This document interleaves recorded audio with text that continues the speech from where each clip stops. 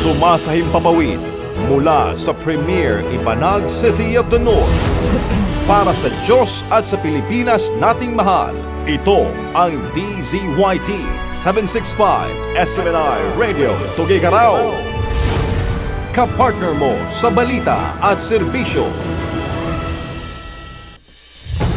Mga balita, impormasyon, serbisyo at inspirasyon dito lang sa DZYT 765 SMNR Radio Tuguegarao. SMNR Radio News Blast.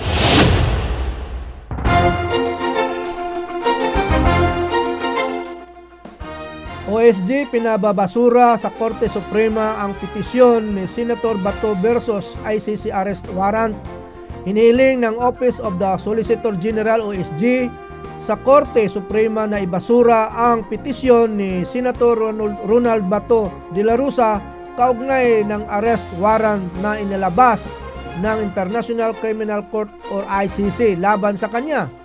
Sa isinumiting komento, sinabi ng OSG na walang sapat na batayan upang pigilan ang posibleng pag-aresto at pagsuko sa senador sa ICC at hindi rin umano napatunayan ang agarang pangangailangan para sa isang injunctive writ.